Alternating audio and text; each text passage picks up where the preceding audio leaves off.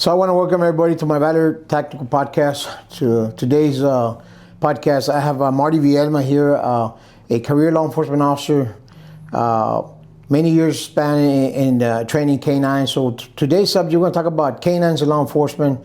Everything has to do with canines. So I appreciate Marty Vielma being here, also owner of Canines in Action Academy, local company here in the Rio Grande Valley, company that has established a company that has done a lot of training to a lot of different agencies, local, state, federal agencies. So we're going to talk about that. So just like I continue to say in my podcast here, I welcome everybody, for this session on my podcast, and I want to welcome Marty Vielma. Marty, Chief, good job, thank man. you. Appreciate it, Marty.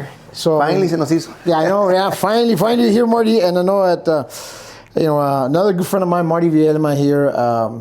Was my academy cadet. Now it's good to see that you have your own training company, and I know that from the get-go when we met many years ago, I don't want to say how many years, but many years ago, when I was very young as a lieutenant and you were a young officer in FARD PD. Yeah. But you had that niche that you wanted to train canines, and we're going to talk about that, Marty. So there's been a lot of different things that happening with canines and law enforcement. I started back in 1988, and I remember the canine handler and the canine, and canines are part of law enforcement. They're law enforcement officers.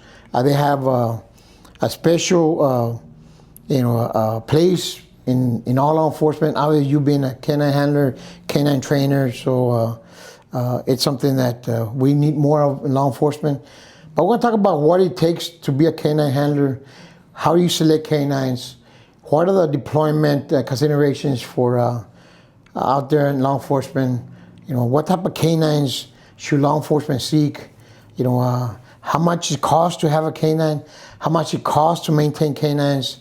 But Marty, before we do anything, here for my podcast, here for my viewers, tell us a little bit about Marty Vielma and what you've been doing for the past 20-something years, and what keeps you going, as a canine trainer. Okay, well first, again, Chief, thank you very much for having me here. I know we've been talking a while back trying to get this together, and finally our schedules were able to coordinate, so we can get together. So, okay, so a little bit about who I am. I mean, I started my law enforcement career back in 99, 2000, and but I met you way before that. Yeah. I think you were a sergeant when I first met you, man. Yeah, to be honest. Yeah. And then of course, later on you became a lieutenant. So once I started my law enforcement career in the city of Alamo Police Department, then I moved to FAR, and before that, like you said, I was your cadet in the academy. Yeah. So we got some history, man. We got some history back there. Cool. So back in honestly, this is I have never told this story to anyone, but when you just stated right now, it takes a special person to work with canines. Well, a little bit of what got my interest. I mean, since I was a kid, I've always loved being around dogs. Mm-hmm. And back then, I mean, we didn't have any computers or anything like that. So one of the things that really got my attention about how a dog interacts and can change a person's life was by a song that I heard when I was about 6 or 7 years old. For those that are around my age, and grown here in the Valley, you get to hear a lot of mariachi music. There was a song that I kind of related to because of the singer who was around my age or a little bit maybe older than me. His name is Pedrito Fernandez. Okay. And there was a song that he sang about a dog named Canelo. Not the boxer, right? But Brown Canelo. Well, he's still a dog, man. The guy's a great fighter, man. So, yeah. So the thing is that one of the things that really got to me is because, again, back then, my dad actually got me that record. Back then was records, So I listened to that song, and like anything, my imagination, like listening to the lyrics, he just talked how there was this plain, out in the street dog that was, adopted by a guy, and they grew real good, and this was in Mexico. Mm-hmm. So the dog owner, to make a better life for himself, he migrated to the U.S., so leaving his family, leaving his dog behind. And the song talks about that, after a while, the dog was like, hey, he was missing his owner. Mm-hmm. So the dog made a decision of going and hunting for his owner. When I mean by hunting, because the dog uses senses. You know, this kind of relates, go back into like our canine dogs, right? Okay. They use their senses to help us with our task at work. So the song talks about, you know, and I'm not gonna make it too long, the dog tracked his owner. And the thing about that is they really got to me to show how this animal suffered hunger, suffered the elements of the weather, the dangers of wild animals, the coyotes that were chasing him, you know, and all the dog did this to get to his owner. You know, the bond that animal had with his owner. And, you know, unfortunately, writing that song, it, you know, ended up being a sad ending, because the dog did find his owner, but not alive. He found the grave of the owner, you know, and he just talks about that once the dog got there, he finally, after all that hard stuff that he went through, he just laid down on top of the owner's grave, and that's where he passed. And again, to be on the other side with his owner. So it was, so again, that to me at that age, 6, 7 years old, was like, man, that this animals, you know, have a big impact. And now, you know, since I started, you know, working with canines, you know, I have learned a lot from these animals, from the dogs. So going back to our timeline here, I remember that when in 2003, I think it's when the department was bringing the idea of bringing a canine back, you know, to the department. And we had one before, 1988, and we had some canine handlers and canines, and you know, like anything else, the years of service, and we had some trials and some issues with some of the canines, and it all comes back to what we're going to talk about today, training. And then when you came along, then you brought up the idea of bringing more canines back to FAR PD. So yeah, I mean, it's like everything. I mean, as we know, I mean, law enforcement it's evolving, right? Yeah. So we learn from our mistakes. We learn to, you know, and back then, like I said, I was to trial and error, right? We wanted to, we know what we wanted, but it's now having to learn to adapt. Okay, now we're bringing a dog into the picture, right? Sure. And so luckily, prior to that, I mean, I've always been interested in working dogs. So I did a lot of my own researching, training. I would attend seminars. I remember traveling, you know, to Mexico. I was on a bus for 14 hours just to attend a seminar, a dog training seminar. Yeah. And, but again, it just drove me that I wanted to learn more. So when, again, the department gave me an opportunity to say, hey, you know what? We want you to become one of our canine handlers, so let's get the program going. There's where we started learning, okay? Because, again, it's some departments do have the luxury of saying, you know what, we got the funds, we're gonna purchase a dog, we're going to send you to school. For me, it happened, but later on, right? We first started, like I said, there with FAR PD, we first started with 2 dogs that were donated by Lackland Air Force Base. Now, these dogs, they call them washed out, so people can really understand. The dogs, when they put them out for adoption for law enforcement agencies, and again, this is because I spoke to a good friend of mine who also was one of the guys that was going through the trainer school when I was going through it there in San Antonio, which later on he became the guy that was in charge of donating the dogs out to law enforcement agencies. You know, we got together, and his name is Jerry. So Jerry, you're hearing this, I'm talking about you, buddy. Sure.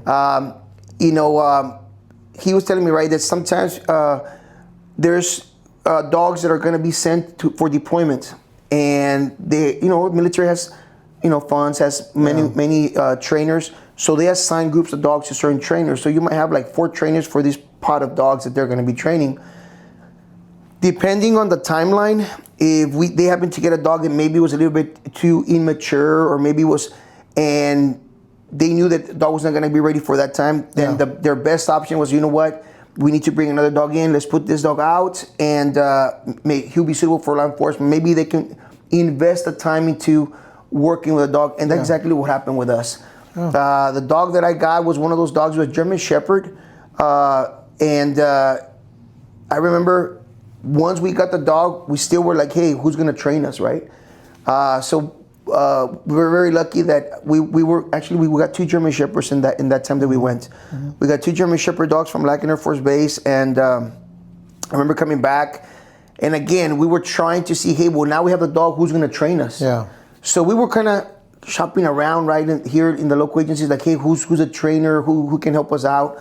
So we kind of tested out several agencies, and I remember that before we even got into Canine, I was taking an accident report on the expressway, and I happened to see that Edinburgh PD was up there, and I saw the unit said Canine. So man, that just got my attention. Like, oh man, Canine, and you know, the handler at that time, he was just going to be going to school, and it's a funny story, man, because Efrain, you know, I'm talking about you, buddy, too.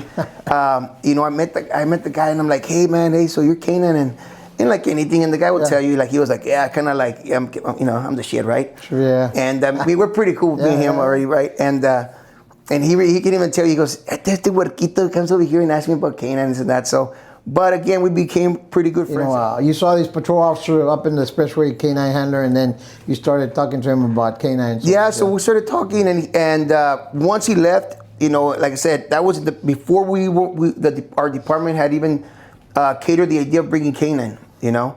So this guy was out for a good while, you know, getting his training and training his dog, and you know, to become an instructor for his department.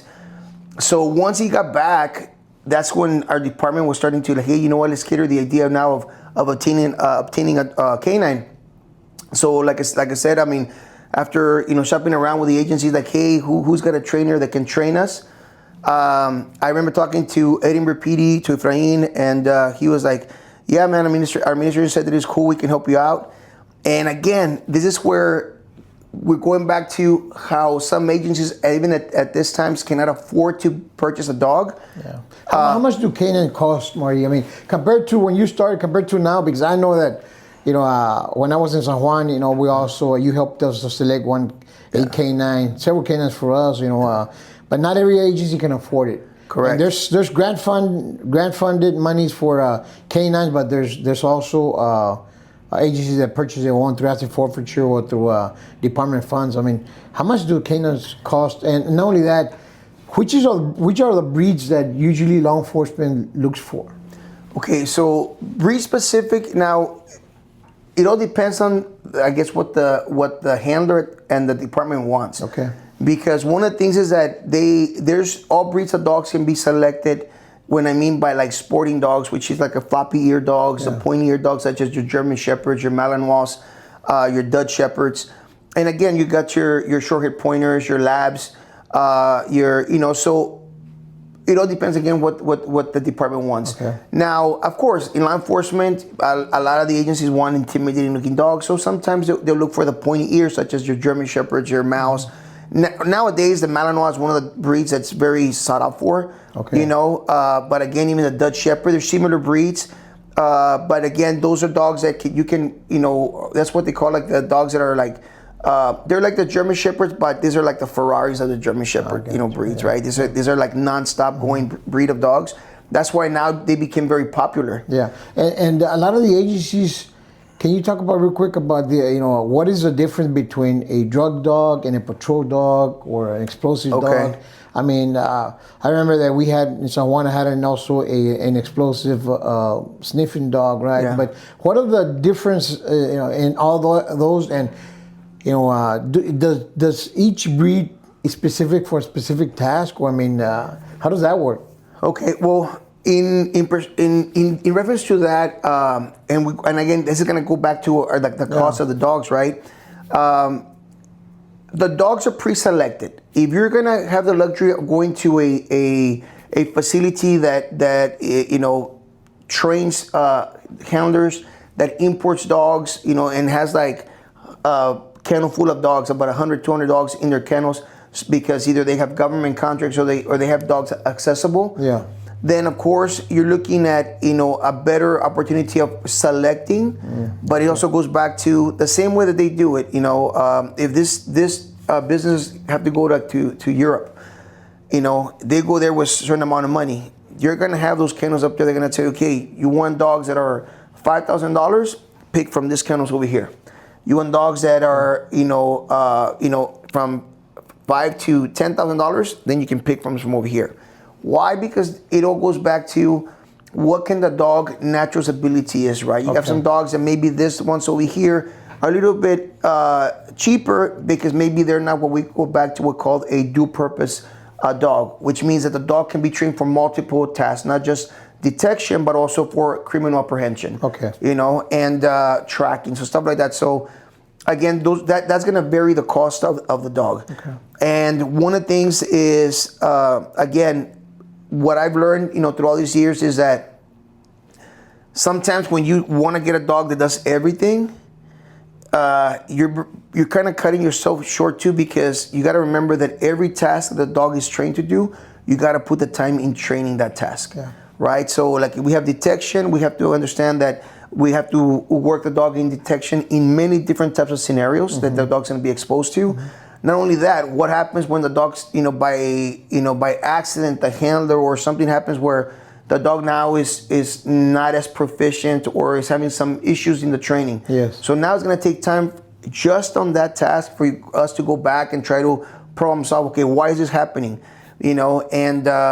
So you got to keep that in mind, right? Yeah. So the initial training to have, obviously, canine officers go through a selection process, right, from the agency.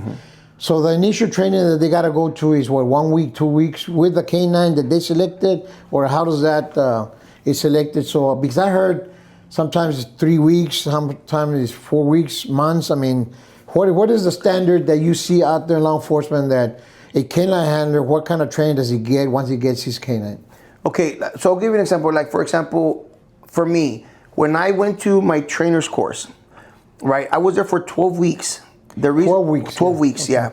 The reason was because part of the training was that I needed to learn how to train these dogs.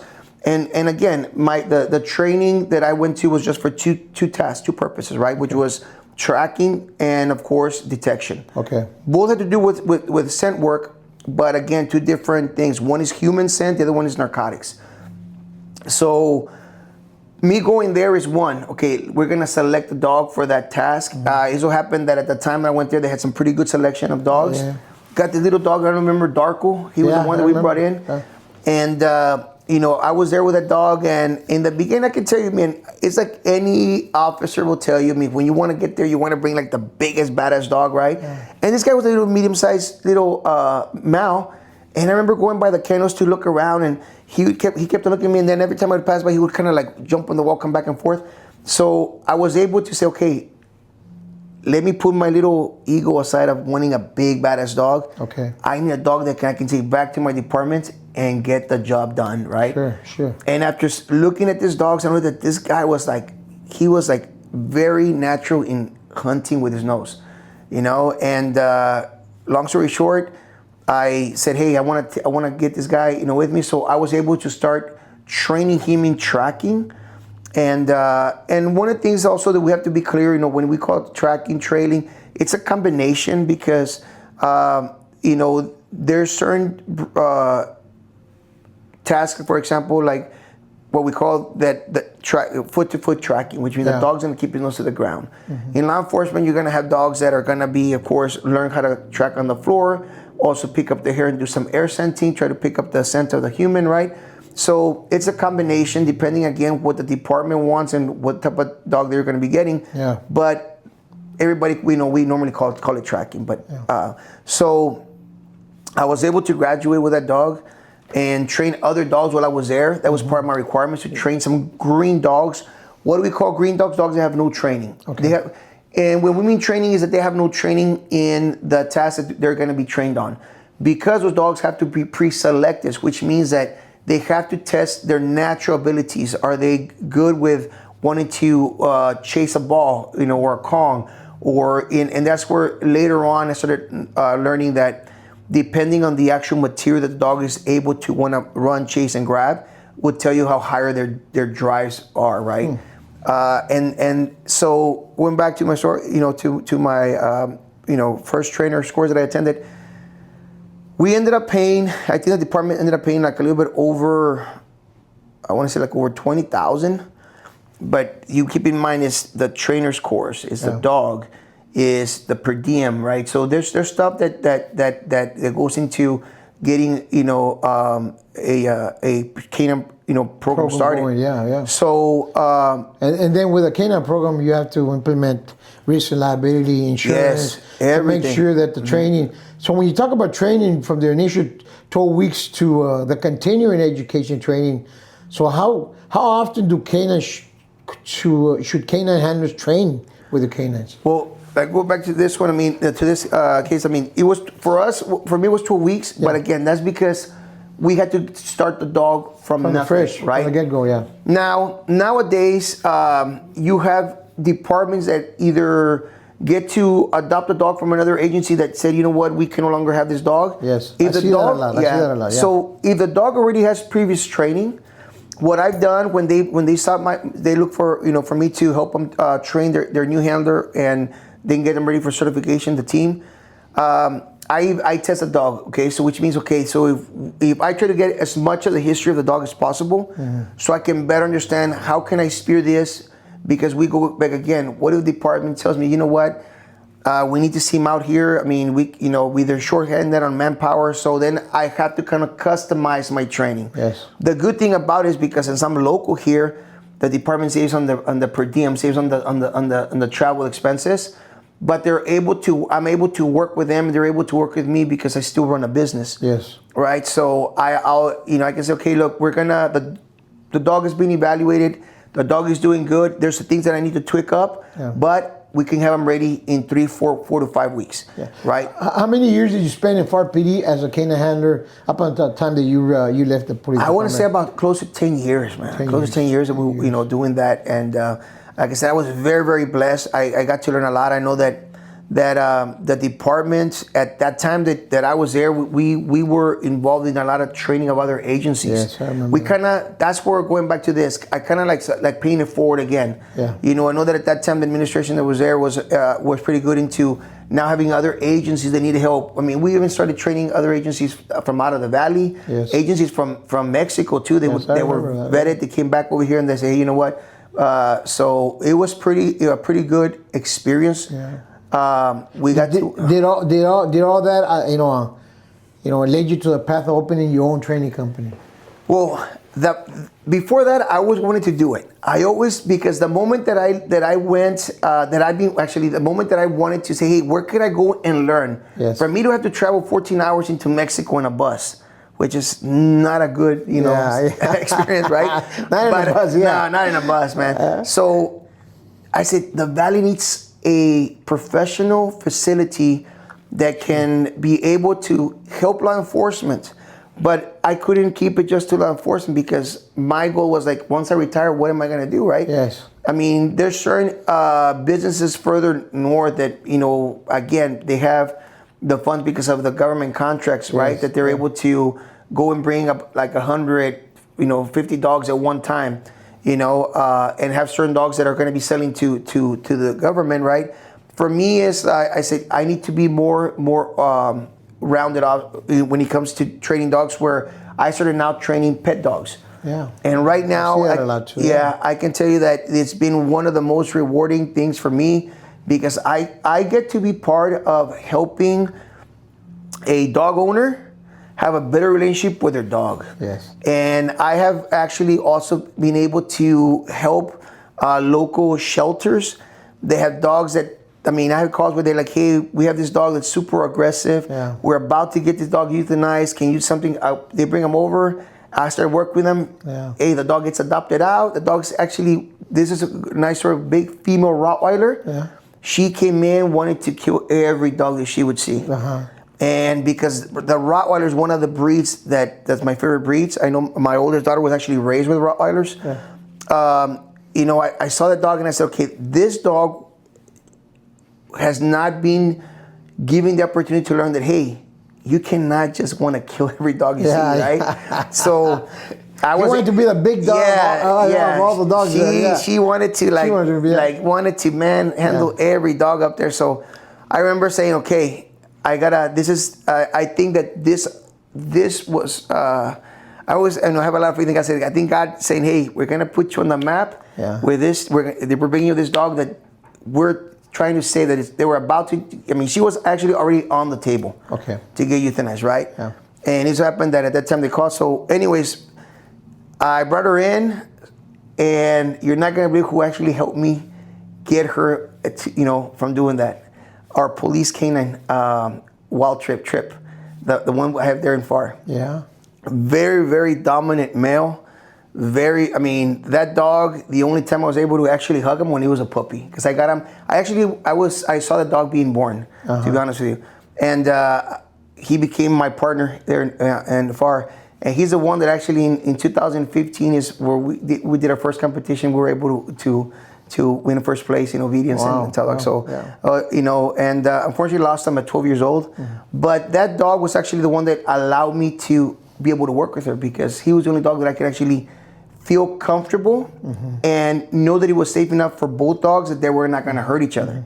Because a lot of it was more like the growling, just the dominant behavior the dogs display. And I was, because I was able to control my dog at the time. They became best friends. Yeah. Does every canine, can he be trained to do the task of law enforcement? Those ones that get selected, obviously.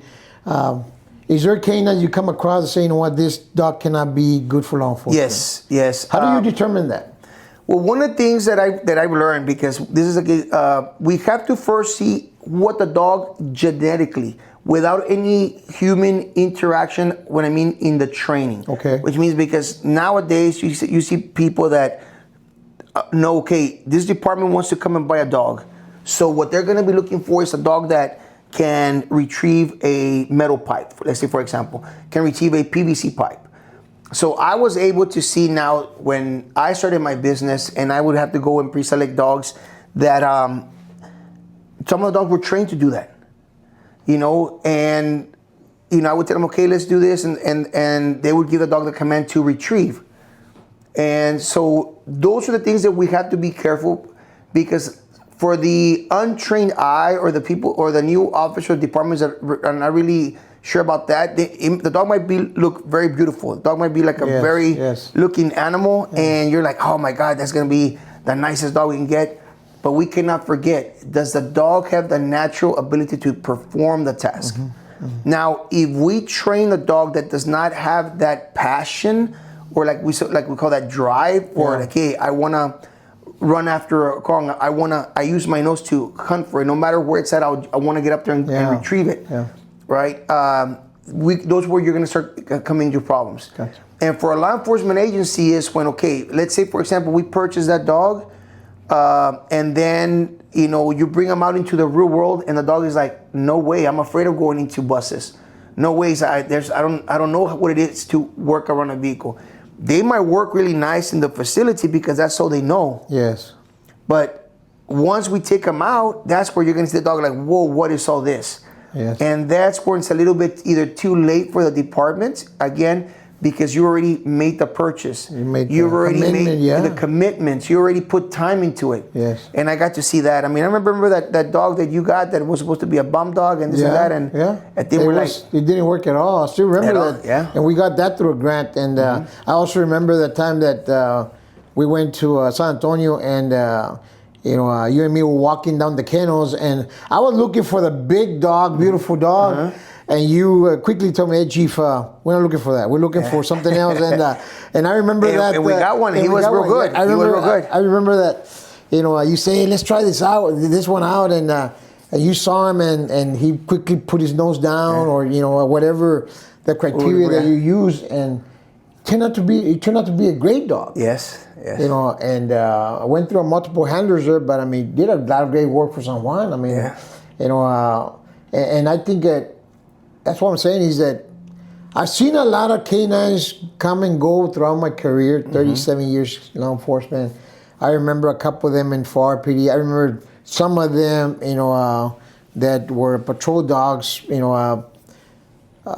put us in liability, and we had to pay some lawsuits there, but it all comes down to the training, what you keep on talking about, the fact that training is essential, the quality of the dog, the type of dog, the trainer. It seems like it's a variety of things that need to be right. Yes. Okay, is there such a thing as having a bad canine handler? I hear that a lot. Yes, unfortunately it is, but this is where we go back again. This is where maybe the agency is putting, backing up the program, but you don't have the officers that are willing to run with that program, right? So you're gonna have officers that might say, you know what, I like the perks of it. I get a take-home unit, I get to work certain hours, and so those are the type of handlers that will eventually, be cost effectively to the agency because we go back again, we put so much time into them, and then at the end it's not panning out. So what do we do? Having a canine is a lot of responsibility. Yes, it is. I mean, I know that in my experience, we had guys that actually, canines, cause the death of canines, right? And they die, in their custody. And I know that several of them have lost canines, and many of them have been, actually been civilians and so forth, and the canine handlers, but the commitment of the agency needs to be there, and but it has to be, all the way through 100%. I mean, because it's a lot of money invested. I mean, you talk about $20,000 for training and the canine itself, but then the continuous training. Then you're talking about a specialized vehicle as well, right? Yes. I mean, here in the Rio Grande Valley, down here in South Texas, Marty, how many agencies that you work with? Obviously, you work with a lot of agencies. The majority of a majority of them are small agencies. How many canines are out there for the public to know here in South Texas that are being deployed every single day by law enforcement agencies, small to big, to from local, state, federal agencies? How many agencies, do actually have canines out there? Well, right now, believe it or not, it's a small amount of departments that don't have canine. Some only of them, a small department. Yeah, only a small amount. A small amount, because even departments that are small departments, they got 1 or 2 canines already. I know that. And school districts now are also implementing canine. So it's a necessity for an agency to have that. Again, they call it a tool because but having a dog, it's a plus for the department, right? So this is where it varies again, right? We might have a department that, hey, we have a very hungry handler that wants to go out there, wants to be doing this, but maybe right now we're trying to, we want to see what can we get back, can we get any return in our investments, right? So they're kind of like, having to make sure that, let's say, for example, we get an old patrol car. Why? Because we're going to have, we're going to put a dog in there, so we can afford to have a brand new car that's going to be just for one officer, but we can have 3 or 4 officers using that patrol car, right? So all little things come into play where now we have to be extra careful if we know we have an older unit. If we know that, unfortunately, right now we don't have what's called a hot dog system. Yes. If we, if you see units that, like my unit, when we got everywhere I stopped, I had to open the hood. Yeah. And again, that's to prevent the car from heating up. Yes. Right? But like I said, things turned for the better for us. I mean, we started getting brand new cars for the canines. Yes. And so, like I said, it's an investment that the department has to look into it. When you're looking at selecting, if you're a police chief, right? Obviously, you made some recommendations to me when I was selecting my canine handlers. When I was in San Juan also, but. What do you say to the police chiefs or those in the agencies that they want to select good canine handlers? I mean, what are you looking for if you were to give them some advice, out there to the police chiefs that want to purchase or want to continue to purchase canines or have canine handlers? What are you looking for in a canine handler? What are the criteria that you, as a career trainer, as a master trainer, as a trainer for the public here also, Marty, I know that you travel to other countries to take canines. You've been to Brazil, Costa Rica, Mexico. I mean, you travel out there and I see you all the time. And you deployed canines from choppers, helicopters, from airplanes and stuff like that. I mean, stuff that you've done in your career. So you have all this vast amount of experience, right, in training. So it's incumbent upon police chiefs and new agencies that want to hire, want to purchase a canine to seek that advice from a person that your quality, that you experienced a lot through a lot of canines. But, what are the things that you really look for in a canine handler? That you think that this officer is going to be a good canine handler? One of the things that I've advised police chiefs that have called me like, hey, is if you already have your candidates, look for the officer that is already out there very active in what we call traffic stops. Yeah. That's very active out there trying to, utilize a dog if they had an opportunity of doing it, because they're very proactive. Yes. They're out there, they're finding narcotics on their own without them having a dog, which means that they're out there. They have the eye for, looking at vehicles like that, reading people. That would be a very good thing to look for in the upcoming handler. And if the department, like, again, that doesn't mean that maybe this guy that's applying is not like out there making like 10, 20 traffic stops in a day. But now that he has a tool, has a dog, he's out there. He's doing what now he was trained to do. Yes. So now he's becoming more proactive. Those are the things that we want to look at. One, right? How proactive is my canine handler going to be, so I can make sure that my investment here is going to be out there trying to, bring, pays for itself.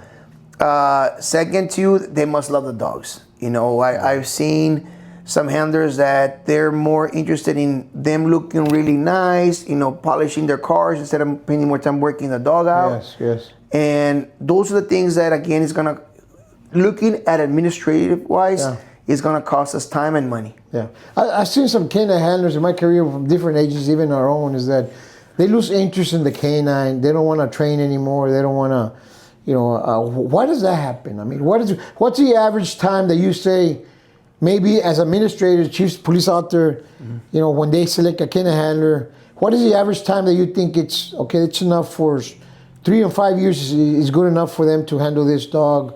I mean, I think that, how many years of service do you believe a canine handler should have with his canine that is going to get good quality, service from them as to a good working relationship? I've actually had that conversation already with several chiefs of police, where they want to give an opportunity to the rest of their officers, right? Yes, yeah. I know that when we started, the way that it was is that, okay, you're a canine handler, you'll be a canine handler till the dog retires, health-wise or whatever. Right now, if we see that the handler's like very out there, going out there working, well, of course, you don't want to lose that asset, right? Sure. If later on, because everything that handler's bringing in would allow you as a police chief, say, you know what, I think I could have now the funds to have a second or third canine, but I know that, it's paying itself, right? Yes. So that would be something that we have to keep in mind. Of course, why do sometimes handlers lose the drive? It goes back again. The drive has to be in you. Either you like doing it, or you're just going through the motions. Yeah. I got to see that a lot. Yeah. Or you were just padding your resume that's saying that I was this, I was that. Now I'm a canine handler, also added to my resume. Yeah. I mean, and I think as administrators, those are things that sometimes some police chiefs decide not to get canines any further than that, because they say, well, I had bad experience with my last canine handler, or I had a bad experience with my last canine. Either canine bit somebody, or canine was not producing, or whatever the case may be. But I think that you cannot point the fingers at one or the other one. Mm-hmm. It's a team. Yes. The canine handler is a team. So I mean, but I think that bad experiences sometimes lead police chiefs to say, you know what, too much money invested in that. Mm-hmm. So let's invest in something else. I mean, yes. Do you see that a lot? Yes, and the thing is that I experienced it. Okay. I remember with our departments, it was where they would say first, okay, you guys are going to be just drug addiction, right? And then something happened. Hey, now you guys are going to be back on patrol taking calls. Now you're going to be, and some officers get upset for that. And by all means, I mean, they want to go out there, but I looked at it this way. Okay, there's no need for me to go against my administration. Yeah. Okay, I'll do what you tell me, but I know that I have time. I'm gonna go out there and be productive. Yes. Yeah. I'm gonna go out there and start doing this. Yeah. And I think that's one of the things that even my administrator later on started saying, okay, you know what? maybe we should try going back to this. So it's a learning thing. Yeah. You know, Can a canine lose its drive? yes, to work? yes, a canine can lose his drive to work when it comes to going back again. If the dog goes into a routine, hey, your job is to get in the car, you're gonna be riding in the back, and we're just gonna be driving around, and I only take you out so you go to the restroom. Of course, the dog's gonna go back to. You're not gonna see the same intensity. To the dog's gonna be like, I'm just in the back riding along. I come out here just to take a piss or poop and whatever, go back inside, right? Very true, very true, Marty. Very true. So what I would do, and this is something that I would always tell our handlers, I was working Greyhound for close to 3 years. Yeah. So I would practice at night. I would go to a business that was closed and they had vehicles out there. I would let everybody say, I'm going to be over here conducting training. Yeah. Turn on my sirens, turn everything. Self-initiated work. Yes. You don't have to be told. I mean, if you have a canine, canine needs to get off the unit. Mm-hmm. And in order for them to be successful and to have a good, seizure and arrest, same thing, mm-hmm. They also got to practice their craft. Yeah. I mean, yeah, because the dogs are very smart. They start learning the patterns. That's a thing. Okay. That's why you have some dogs that come in to work, and the first 2-3 traffic stops that the officer does, the dog is hot. After that, no more traffic stops, so the dog knows already. Like I can down 2-3 times, I know I'm not gonna do anything else. They just go back to sleeping in the back. Yeah. So I saw that a lot, and that's why we had to start changing. Like we say in law enforcement, no such thing as routine. Yeah. Right. We have to keep. They became complacent. Right? Yeah. So the agencies that you work with that are successful, what makes them successful to have successful canine programs, and the agencies that don't have canines anymore, or they're barely growing there, what is your recommendation for them to improve on? But what the successful canine agencies, what are they doing good, right? What are they doing right that is successful, that canine programs are working? One is that they're giving their officers time to train. Gotcha. Giving their officers time to train, making them accessible, not just to one type of, okay, we're only going to train this way or with this person, right? They're allowing their flexibility to use different trainers. Yes, different trainers. And you're not, and this is one of the things that I've always tried to tell them when I have a new team coming in with their own trainer. The first thing I tell them, look, I'm not going to change your way how you train your team. What I want to do is I want to give you my point of view. I'll show you some of the techniques that I think might better your team. Yeah. And at the end is your call. I mean, it's your team, right? Yeah. So I try to be very clear with my trainers that come in. Yeah. And so far it's been very successful because it's not about, it's got to be my way. Yeah. I'm here. Your way is an innate way of doing things, training canines. Yeah. Yeah.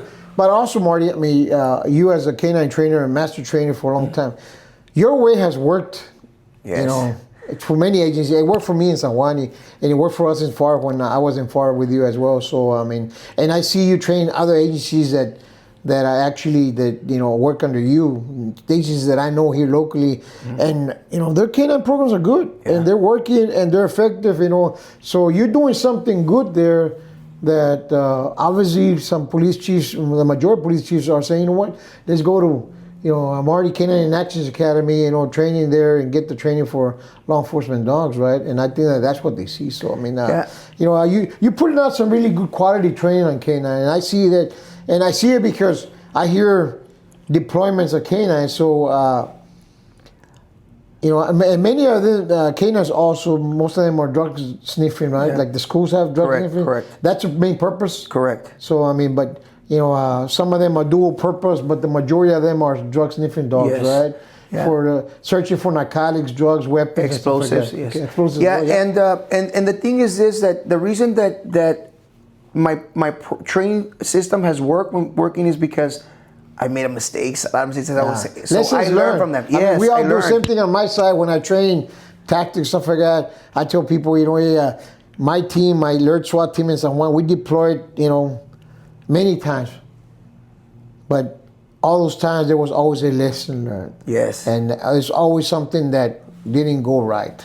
Mm-hmm. Either missing equipment, missing intelligence, not good preparation, not good environment, stuff like that. Same thing with canines, right? your lessons learned now with when you got these new agents coming in and saying we want to start up a canine, because having canines in police departments is also a great community impact. Yes.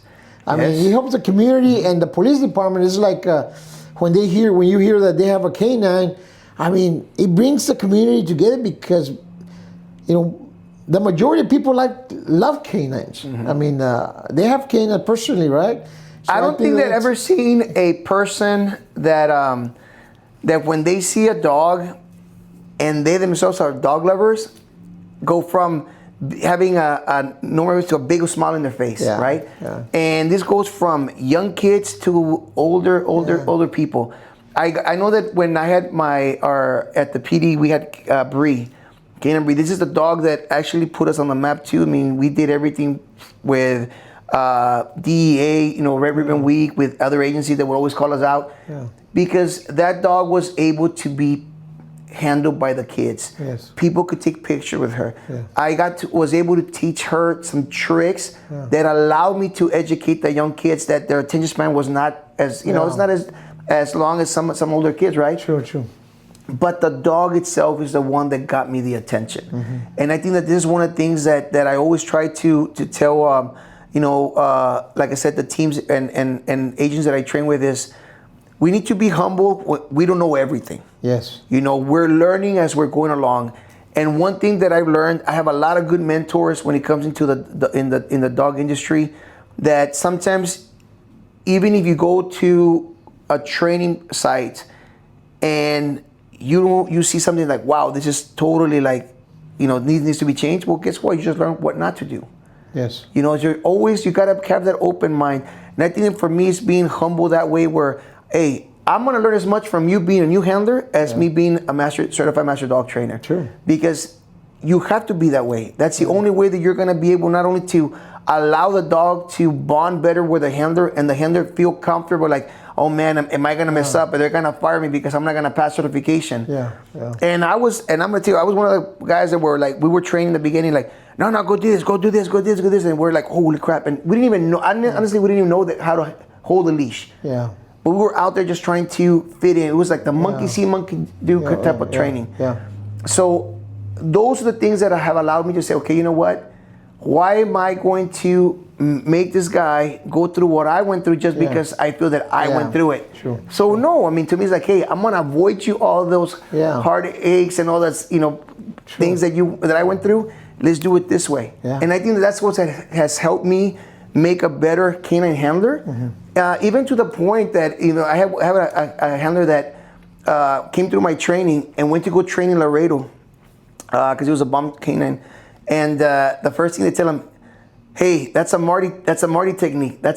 So they got to see what I would do. Yeah. And again, great guys. I learned from a lot from the guys from Laredo PD too. And but it goes back again. I mean, it's not about saying, oh, I'm better than you. It's about what can everything that I've learned that I have here, how can I give it to you? Yeah, pass the knowledge. Correct. Do you believe canine handlers should get special assignment pay? And the most of the canines that you work with, I mean, do they get that extra pay? Because it takes a lot of work to maintain a canine, because many of them, what's the difference between many canine handlers take their dogs home and many canine handlers don't, because some agencies don't do it. So I've heard pros and cons, and I've dealt with it myself in FAR PD and San Juan PD, that some officers took the canines home, and then some officers, we decided to bring them back. I mean, because we had a serious incident there, which one of our canines died at home, right? And in the canine handlers, custody there. But what do you see as a norm right now? The standard norm out there that from agencies is the best to keep them at in their kennels at the PD, or I know that you also have services for that for the majority of agencies here. But what do you see is the standard out there? I mean, it's like anything, Chief. I think that I've been able to experience both sides of the coin. Yes, for one, we would like the dog to go with his handler, because we have to remember there's got to be a bond between that animal and the officer. Build a relationship. You got to build that rapport, because at the end it's a team. Yes. Right. But we've also have known that some dogs, just being kenneled up, bringing back, to them is like, hey, they get excited when, now I'm here with my dad, right? He's gonna take me out. Yes. But it goes back to the bonding. Maybe the dog doesn't get to go home with you for X reasons. Sometimes we have handlers that live in apartments, and maybe they don't have a place to keep the dog, right? So those are the things that I've learned, that sometimes, as much as I would, me personally say, you know what, I think it would be good for the dog to go home with his handler, I cannot also kind of make it hard on a police officer or a canine handler that has a drive, has a heart, but I just don't know where I can keep my dog. So those are the things that we have to keep in mind, because I know that I know several border patrol agents that have their dogs, and the dogs, some they get kenneled up, but again, when they're there with the dogs, they make it happen. They make that connection. That the dog is like, hey, they're so happy to see them. Yes. And I've seen some of the guys loving up their dogs, and I think that's part of the understanding that yes, these dogs were trained, were purchased by the agencies so they can do a job. Yes. But they're still living creatures. Mm-hmm. They still need that bonding. They need that affection. Love, they need that pattern. Like, hey, my dad, my mom, if she's a female handler, they love me. I'm doing a good job. So that's where it goes back again. I've realized that if the dog goes home with a handler, great, awesome. But not every handler, even when the dog goes home, gives the dog attention. Yes. I've seen dogs that they come back and they're dirty, they're smelly. And it's like, hey, how come the dog's not, brushed? So we go back again. I've seen some handlers that they don't have the privilege to take the dogs home, but they know that before the dog goes into the kennel, they brush the dog, they make sure the dog is clean. Yes. So it's like I said, Chief, it's up to the individual. Yes. No matter what, if the dog gets how good of a canine handler do you want to be? Yeah, exactly. It's like any other assignment. How good of an investigator you want to be? Mm-hmm. How good of a SWAT operator you want to be? I mean, you got to be vested in it, right? I mean, it's in the... And understand that it's like taking care of a child. Even though I don't like comparing dogs to humans, yes, the dog has needs. The dog has to have water. The dog has to have fresh, clean water. The dog has to have his area cleaned. True. You want to be able to establish. I mean, I remember sometimes going to a place and one of our handlers, bring our dog in, the dog smelled. I was like, hey, why is the dog smelly? Yeah. It goes back again. I mean, we need to make sure that if we're going to take the responsibility of becoming a canine handler, yes, they're giving us the opportunity of taking the dog home. Yes. Hey, yes, we'll go back to your question. Do we get compensated? We get the canine care. Some departments know how they work it. It all depends on the policies and procedures, right? But if you really love canines, you don't care. Don't matter if you get paid or not. Yeah. I mean, you've been I did it. You did it for many years. I put so much of my personal time with my dog. And not only that, you also paid for a lot of product, for the maintenance of the dog. You even build your own canines in the back, kennels in your back of your house. I remember that. But I'm gonna tell you why, Chief. Because I was very appreciative that the department gave me an opportunity. That was to me like, you know what? You give me the opportunity, I'm going to do my part. Some people don't take care of the opportunities. No. Some people don't appreciate the opportunities in law enforcement, but I mean, hey, we've seen that a lot. Hey, let's talk about, this canine stuff has taken you all the way to other countries, man. Yeah, as a matter of fact, let's talk about that. I know that you invited me to go train up in other countries. I mean, there's some countries that I will not go. So how did that come about? And I know that you have gone global here, as a canine. Very blessed. For people very blessed. Don't know this, here in the Rio Grande Valley, we have a master canine, trainer that with your own company, you have gone to other countries and trained law enforcement from different Costa Rica, Brazil, Mexico. I mean, tell us about that. Well, it started by, again, us being able to, because again, since I became a certifying official for the National Police Canine Association, I was given the opportunity to go and certify law enforcement teams internationally, right, in other countries. So Mexico was one of the first countries that I was able to go as a law enforcement officer, and I can tell you this much: that state that took the initiative, and the state is Veracruz. And I give those props credit. So all those trainers from Veracruz that already, some of them are already doing their own business. They're doing, already out. Man, I remember seeing how hungry they were. And they would come. I mean, those guys actually, and I'll tell you this much, the first group of guys that I was able to train, which now they're the trainers there, very, very humble people. That when they were allowed to come over here to train here and get certified here, man, they were like, I was starting my business. I remember after training, after we were done, I would invite them to my place to go, make some, some food, go eat with them. This guy will help out. Hey, what do you need? What do you mean? Very, very helpful. So going back to this, I was able to continue going back and seeing how they grew, you know. And I was able to meet other trainers from other states in Mexico that are now doing excellent. Yeah. And I think that was one of the things that kind of got me, because once I started doing that, and the school that I went, that the department actually sent me to go get my master dog certification, allowed me to come back and start teaching their detection program for their new trainers. Yes. So I remember revising all that, and as a matter of fact, even my daughter, when she went back there, she was like all embarrassed because it was me on the slides, when they were trying to talk about, that. She was like, oh man, I didn't want nobody to know you were my dad. Yeah. But anyways, there in that school, we had trainers that came from other countries. Yeah. And one of the guys, his name is Homero Alex, he's from Brazil. He's the one that was, even till now, we have some things that are going, that we're planning, but he was the one that pushed, hey, let's come and do the seminars over here. It went so well that we got to meet. Brazil's a huge country. Yeah. So I got to go to different places in Brazil, different from their border patrol agencies to the military.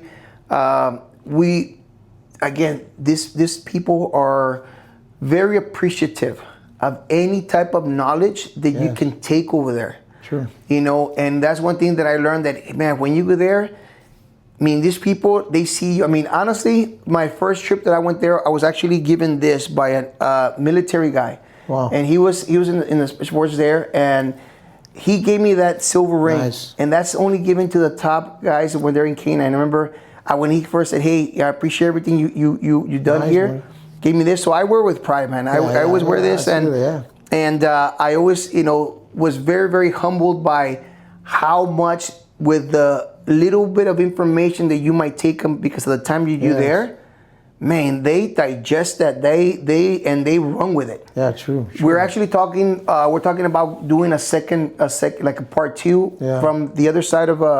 We went to Maringa in Brazil, and it was a very, very successful seminar, a tactical seminar that I did there. And like I said, I'm able to go and expand. And again, give credit where credit is due. Sure. I thank all the people that I learned from the guys that taught me before I became a trainer, from the people that I learned what not to do. Yeah. It allowed me to be who I am and go out there and try to help them out. Yeah. And I think that's because of the way that I go in there and try to help them out, is what allows me for them to, hey, come back, we want to learn more, right? Yeah. So, and I think that you're right on those countries that you go to, because I spend a month and a half in Honduras training the national police there, and they're very appreciative of all the training that law enforcement gives them. And I think that seeing you, and I've seen you deploy from choppers, in Costa Rica and stuff like that. So it's good to see that, a canine trainer from this area now trains other law enforcement officers in other countries, and because canine training is universal. Yes. Yes. And not only that, universal, and I think that it helps you grow, and it helps you see how other countries train their cops, and sometimes see where they get no training. Yes. And you see that a lot. Yeah, and those are the reasons, Chief, that I try to make myself accessible to be able to leave my business to go help out those people. True. Right now, I'll tell you this much: I try to help as many of the law enforcement agencies here in the Valley that need some help. I know that the most recent one, we had a dog that was washed out. Was given, had already gone to several Valley departments. One of the issues that the dog was a very good working dog, but the dog would never was able to release the toy after he got rewarded, right? And unfortunately for the handlers, it was like, those are one of the things going back to why do some handlers feel like they get, discouraged, is because you give me a problematic dog that's an issue. Yeah. And now I have to go deal with this. So going back again, I was able to have that team come in. And I remember telling the new handler, he was like, man, we can spend like 2-3 minutes running the scenario and about 10 minutes trying to get the toy away from the damn dog, So it's like, and I tell the guy, and he was frustrated. He's like, and it goes back again. There's different techniques, right? Yes, we went from, we tried everything until I finally told him, I go, if you can be consistent with this, it's gonna work. Yeah. And I remember him calling his chief and said, hey chief, we're gonna work on getting this guy to out the toy. And this is what the chief told him, good luck, because they already knew the dog, right?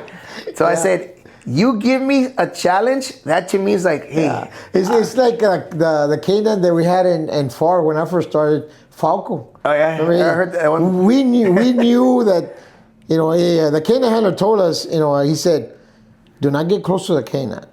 As that, whatever, and every time anybody got close to the canine will try to jump out of the car, and bit a couple of officers throughout the years, right? And I learned my lessons then, and I said, you know what? I need to trust these canines and, and respect them. And I think that's what I've seen a lot, and I've seen you done. I mean, canines are law enforcement officers and should be treated as law enforcement officers, and I think that I experienced that, and I think that it was a great blessing for us to have a canine. And he passed away, but we treated him with full honors, as a law enforcement officer and so forth, because I think that they deserve that. Yes, they deserve that. And the span of life for them and working is, how many years do you? I've actually seen some dogs go up to 10 years. 10 years. Everything's gonna depend on their health, right? Okay. Because we gotta remember the dogs, especially if you have a dog that you're deploying onto semi-trailers, right? Just the fact that the dog jumps from a elevated place down, I mean, it's putting strain on their shoulders, on their legs, and all that. So this is where it goes back again. A lot of it, and I try to always bring this to my administration chiefs and all that, and people, and say, hey, don't go cheap on what you feed your dog. Yeah. Because you have an athlete here. You have a dog that needs the proper nutrition to produce the work you want. Yes, great point. Sometimes when we try to, let's buy this 50-pound bag of food that has like 80% corn, or you cannot have that in a dog that's gonna go out there. So the health and nutrition of canines is it's a very viable thing that every police department needs to say. We went through that, Chief. Yeah, I know. I learned through that. I remember getting and even now seeing, like, I see some dogs that I have sold to departments, and I go back again. It's like this. It's like, we use these dogs for their physical capabilities, right? Yeah. So we need to make sure we properly feed them too. One of the things that I started seeing was when they were bringing dogs with their fur very dull, very flaky, the dog very lethargic. And I remember seeing, and those were the dogs that I have sold, and I say, hey, why is it? Oh, it's the food, and creating from, medical expenses. So this is where we go back again. So I might be saving on food here, but now I'm spending on vet bills. Yes. I'm spending on my dog being out of commission because the dog is sick. Always in the hospital. Always in the, yes. Yeah. So true. This is I learned, and I've tried everything, from the very expensive food for my dogs. Now I found one food that I've been giving. I mean, my clients are using it.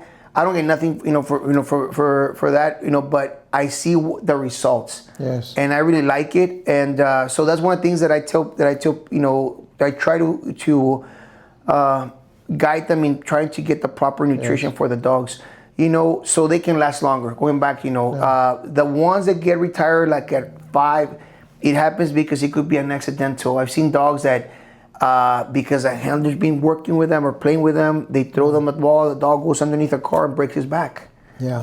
Stuff like that. We have to be careful. I know we had dogs that, their teeth get broken, right? Before we were like, oh, we want to reward a dog with a PVC pipe because we want them to look good. Well, yeah, guess what? It's messing up their teeth. True. So I reward now all my dogs with a foam ball. Yeah. Why? Because they get to chew on that. They actually feel like compressing that thing. Yes. And their teeth are not getting messed up. Yes. Their teeth are not getting messed up. So I try to do as much as I can for my dogs so I can keep them as long as God lets me keep them. I know that I lost Bree at 15 years just this year in March, man. I lost her, and I didn't want that girl to leave, but she really taught me a lot. Yes. So go back again, Chief. We want to make sure that we look into that. The other thing too that I know I want to cover is making sure that they keep up with their medications. Okay. I've seen a lot of dogs it's now. It's like a human being. I mean, you got to take them to the vet appointments. I mean, like anything, watch them. They're feeling sick, not feeling sick. I mean, the canine handler has to know that, right? Yes. I mean, and has to have a dedicated veterinarian, a doctor that they can see because, I mean, obviously they need a lot of maintenance, right? Yeah. I mean, but, in the sense that they need a lot of to watch out for the health. Yeah, one of the things that I do when I sell a dog to an agency, I make sure that before I sell a dog, they have all their vaccine up to date. Right. I give them a whole year. Yeah. So that so they don't have to worry about taking the dog to the vet. Yes. The only thing that they purchase for a dog, and I tell them you have to be very strict with this, is their heartworm and medication.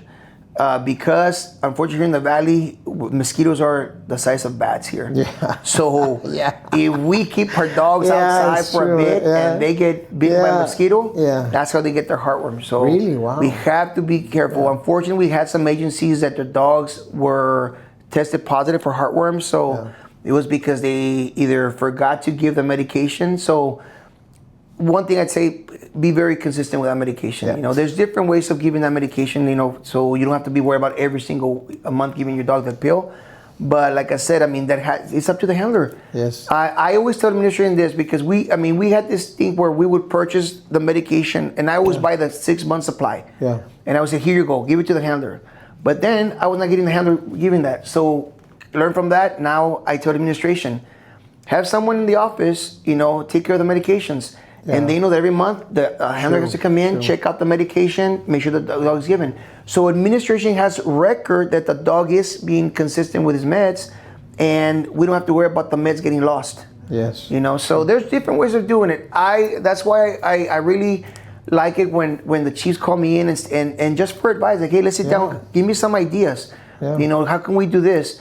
At the end, it's to try to benefit everybody here in the RGV, right? We want to have, like I said, everybody making sure that their dogs are healthy, that the dogs are reliable when they go out there. Because the community, again, is seeing that. Expects it, yes. As they see a police officer, they're going to say, hey, this is a professional, right? That's gone through some training to be out here. They see you with a canine, in their mind, it's like, hey, the dog has to gone through so much to be where it's at. And if we do not maintain that, if we don't give the officer, then we're going to be having those bad calls, Especially the ones that are SWAT dogs, right? I mean, they go through a lot more. I mean, I remember when we had ours, I mean, he would go in there, all the deployments that we had, and he would deploy there, and, and did a lot of great work. I remember you brought to me because this guy's biting the robot. Yeah. He's going after the robot. Yeah, I remember that. But I mean, and I know you did a lot of training for us, Marty, great training there, and, I see canines like us as police officers. Depending on your specialized task, then you need a different help. Like if you're a SWAT officer, you need to be physically fit, be prepared mentally and physically. A canine that is assigned to, SWAT operations or specialized units, and they also needs to be well taken care of and stuff like that. So I mean, I see that a lot. Yeah. Yes, that has to. I mean, again, it goes back to self-initiative. Yeah. If I'm gonna be with canine and I gotta pick up my dog to help him out, I gotta be physically capable to be doing the stuff too. Yeah. If my dog gets stuck somewhere, I gotta be able to crawl, get to my partner. Yeah. I've seen there's been some cases where you have some, and there's actually a video where there's a team on the expressway, and the dog, all of a sudden just wants to jump over, and the guy just grabs them, catches them in the air and pulls them back. Like, Yeah. Typical male, right? Crazy dog. Hey, thought he was gonna go out. There was some grass on the other side. Yeah. But imagine if the officer wasn't physically capable to grab that 50, 75-pound dog and bring him up.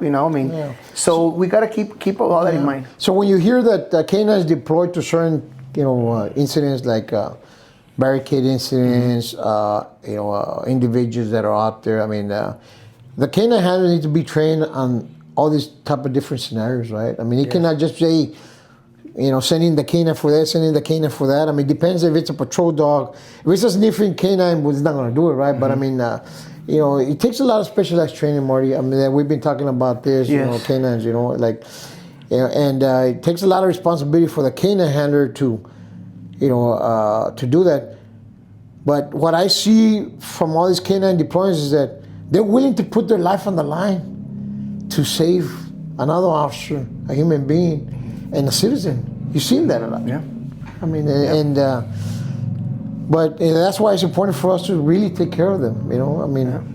Yeah, the dog is going to protect its handler.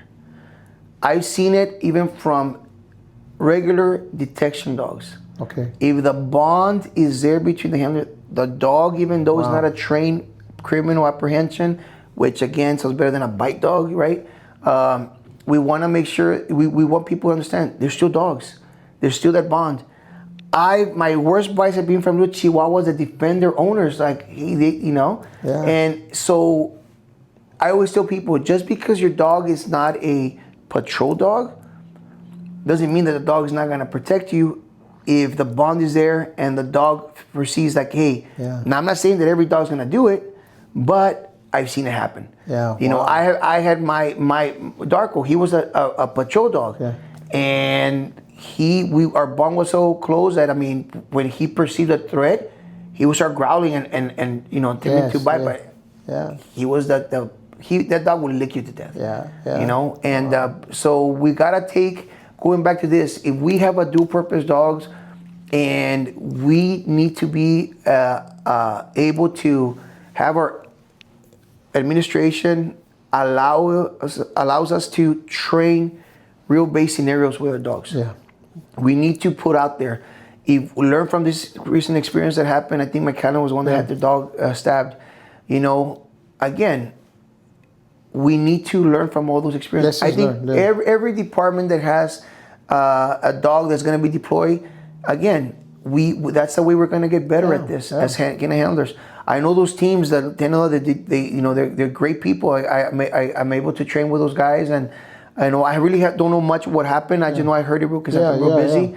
But again, in situations like that, everything's about policy and procedure. Yeah, right? and you follow whatever training that you get, and not only that, you lessons learned. I remember my first canine incident where I was a patrol officer on scene, and we were looking for some robbery suspects, and the canine handler, the canine somehow, some way, got loose from the canine handler and went after the suspect and tore up his face pretty bad. And I didn't bit his ear off, But we gotta understand that having canine programs, there's risk and liability, right? Mm-hmm. But also there's a very much need for it, and I think that law enforcement agents out there should not be discouraged not to get one. Yes. Get one if you have the funds, if you have the canine handler, if you got the means for it, and because they're much needed there. I know that we talked a lot about law enforcement canine, but from a public out there, also non-law enforcement, what services do you do as well for the non-law enforcement people out there that have canines? Okay, well, my bread and butter right now is pet dog training. Pet dog training. Pet dog training. I know at Canines in Action Academy, I do what's called a free dog assessment. Okay. You can call my office. They'll set up no obligations. What I'm trying to do again is give you, as a dog owner, some information. So when you go out there, because I always tell people, hey, don't just come to me. Go out there, shop around. Yeah. I'm not for everybody. This is what I tell everybody. I'm not for every dog owner, right? Some people say I'm expensive. Some people say, look, I know what I can do. Yeah. And sometimes lo barato te sale caro, like they say, right? Yeah, so you gotta. So what I try to do is I try to give those people some information, so they can have a little bit of better understanding. What is this person who's calling himself a dog trainer gonna do with my dog, right? Yeah. And those are the types of things that I offer for free, no cost. Yeah. One of the things that we offer daycare, we offer boarding. Okay. Right now, like I said, I've been super busy with remodeling my whole facility. Where's your training center located at? It's located at 4501 Rio Grande Care Road in North Edinburgh. Okay. Where the cross-reference streets that I use is McCall and Montecristo. Okay. We're on 10 acres. Right now, we just finished building a dog pool for the dogs. I mean, everything I kind of be keeping on wrap because I want to do like a grand opening of the new, everything we're doing for the facility. I know that right now I do, can say that we have the biggest dog indoor training facility that can allow us to train in the rain, in the heat. We're in there. Weather is not going to be an issue. No, not going to be an issue. And we talked about, that you and I talked about, doing something out there for the police units, right, too. Yeah. So that's in the works, too. That's something that's in the works. But again, for my pet people, we do boarding, we do daycare. Our daycare, your dogs are going to go home tired. We have them, we're actually finishing up our dog park. A dog park to me is something that's under control. Yeah. We have our staff that are gonna allow certain dogs to go out with certain dogs. Yes. And it's like anything. I tell people, look, it's like a daycare.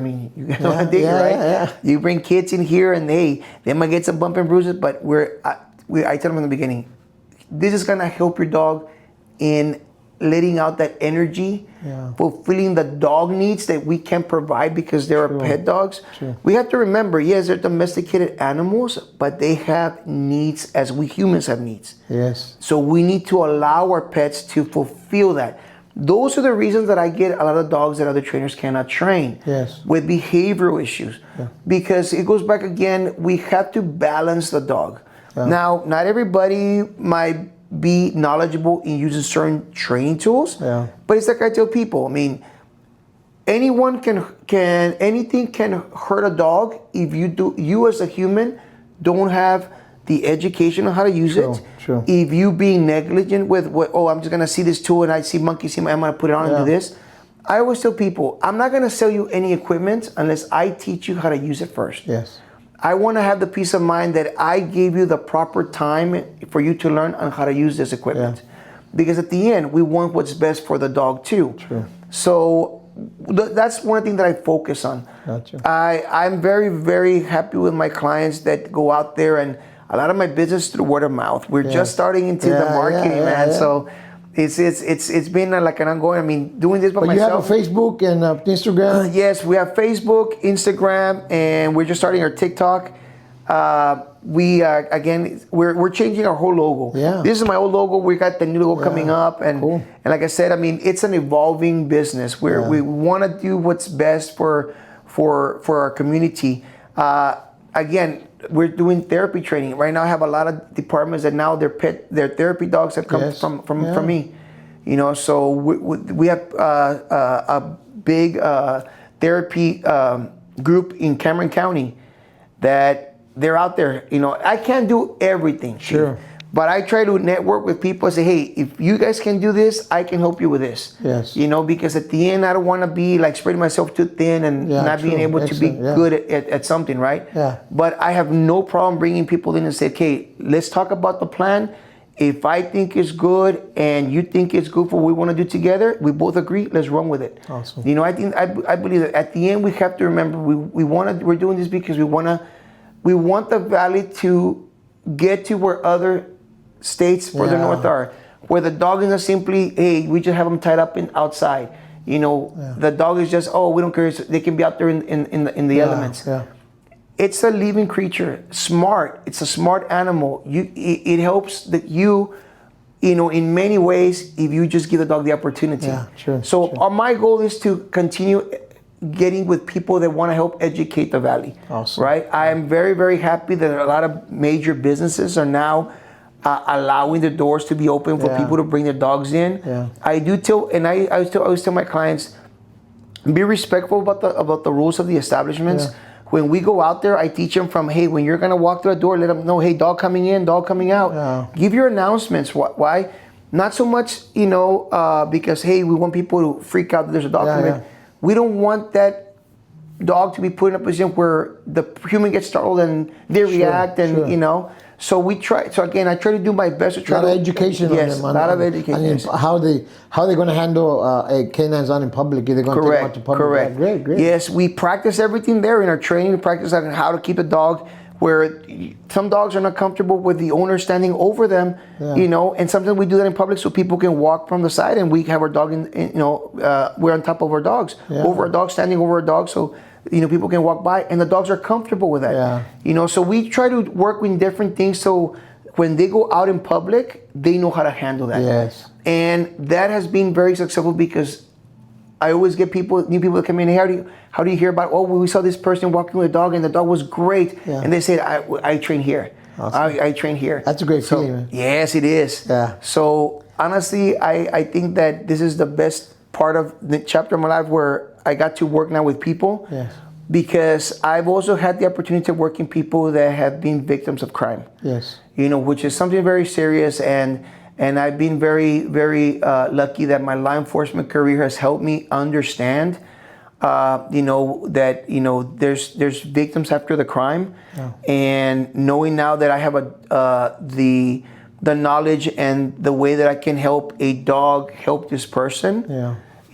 And sometimes it's sad, because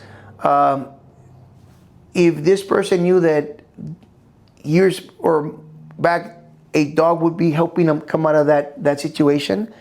I mean, it would have been great, but they're just learning that, hey, I can get a dog that can help me through this. I have people that were bitten by dogs. They have this phobia now, like they see a dog and they're like super scared. Where now they're handlers. Now they bring the dogs. Now they train the dogs. Wow. So it's a great feeling. Awesome. Like I said, I mean, I'm also I got to give a lot of props to my staff. Yeah. Finding the right people that like dogs and can take care of dogs, and it's like anything. And I always tell people, in a business, you're not always gonna have everybody satisfied. Yeah. But you gotta learn from those that take something so minute and make it a big thing. Sure. All I can say is, look, we can talk about it. We could do this, but again, I understand we cannot change people's minds. Sometimes people have an intention like, I just want to create problems. Yeah. True. And again, we always say, hey, you're always welcome back if you want to. If not, there's plenty of work out there for everybody. Yeah, So, but again, I just try to be very, very transparent with my clients. I do my best to keep my facility up to par, clean, everything. I see it. I try to do, because again, I take pride in what I do. Yeah. I want to be able to say, hey, if I would be taking my dog somewhere, I would like this, right? Yeah. Sometimes I do tell people because of previous incidents that I have gone to help out, litigation. Like for example, if in other business where a dog bites somebody that was going out there, right? Sometimes they call me as an expert witness. Hey, well, what do you think the dog did, and this and that. So those are the things that, like I said, we learn from that. Yeah. So I really do tell people and tell them, hey, when they come over, hey, can we do this? I go, look, my policies are I'm the only one that can give you a tour. I'm the only one because I've already seen things that have happened, not here, but places that I've gone to go, and I say, you know what? We learn from that. Yeah. We always learn from that, and I think that that's something that we have to be, open-minded because, like I said, conscious about that too. Yes. Yeah. So, like I said, I mean, for me, dogs have been very, very satisfying, and I've been blessed by being able to have my clients coming in and promoting me out there. Yeah. I know that Chief Leal from Puerto I just trained his son, his dog, that he's in the military. Yeah. And quick story in that one, their sponsor that sponsored the training, she could not get close to this dog. The dog wanted to go bark at her and be kind of a show aggressive behavior. They just finished the program. Now she travels with the dog. Wow. The dog comes to her. The dog is this, and man, that to me is the most satisfying thing. Yeah. When I can able to see that, there was a conflict between this team or this dog and human, and through training we're able. I just tell people, be patient. We gotta be patient with the dogs. We gotta be patient, and we have to be consistent. Sure. That's one of the things that I tell people. If you're not consistent, if you don't have the time, then think about it before getting a dog. I know that this is a time that I'm already booked because people get puppies for Christmas and all that. And again, I always tell people, if you can adopt, you can adopt because there's a lot of dogs out there, really nice dogs in the shelter. I know that right now a service dog that I'm training for a client, which is his second service dog, he's got cerebral palsy, so he's bound to a wheelchair. This dog I got him from a shelter. He's a service dog, second dog from a shelter. So I really, like I said, I mean, I wish I could help every shelter out there. Yeah. I mean, I've gone to the island, I've gone to different, but what I'm trying to do is, like I said, be open-minded with other trainers here. Yeah, true. Like there's no need for us to throw dirt at each other, right? True. If we're in the business of helping the dogs, hey, let's be open-minded. That's all I got to say, man. And they're welcome to my facility. Come and sit down and watch. I know I had a trainer coming. Hey, can I go sit in? By all means, man. No me va a quitar nada giving you some knowledge. True. It's like I tell people, there's enough for everybody here. All right? So I'm good with that. Marty, Chief, I want to thank you, man. Yeah. Thank you for this great conversation. It's like I told my podcaster, my viewers here, my listeners, that I was going to bring some real world training, people that have done this for quite a while. And on the canine side, I mean, we've been talking about you coming to my podcast for quite a while since I started here a couple of months ago. But I appreciate everything you do. Obviously, you have the passion, you have the drive. I mean, you were the right guy for this right here. I mean, canine. So I'm how you see different people. You were the right person. You have the right character, the right drive. Mentality. You have all these awesome criteria that canine handlers should have and trainers. And I wish you nothing but more success. I mean, obviously now you venture into the civilian side. Yeah.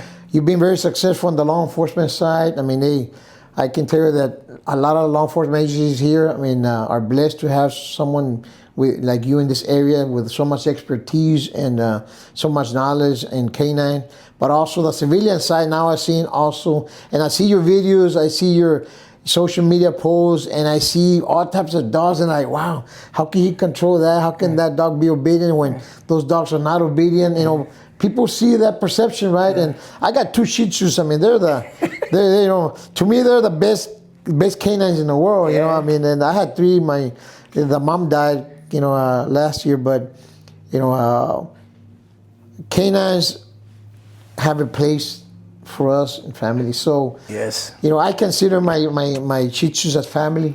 Mm-hmm. Some people consider canines as companions, but I appreciate your knowledge and your experience. I appreciate it's because they do become part of our family. I have 5. I have 2 Rottweilers, 2 Malinois, and I adopted a Frenchie. Yeah, and we got to treat them like families, right? Yes. And but we got to make sure when they're in need of help. And I think that's. And I can tell you that again, I feel so blessed because next year will be my 15th year in service. 15 years. Yeah, man. That I opened my business. Wow. And I remember you and me talking about it many years ago. Yeah. And I saw you in Fort PD, and when you said that you were leaving the police department to start your own business, look at you now, man. Yeah, I took that leap of faith, man. Hey, I say, we all do, Marty. And I think that you got to believe in it. You got to believe that it's going to work. So, I want to thank you for being here. I want to thank all my viewers out there. You can watch this and listen to it on Spotify, on Apple as well,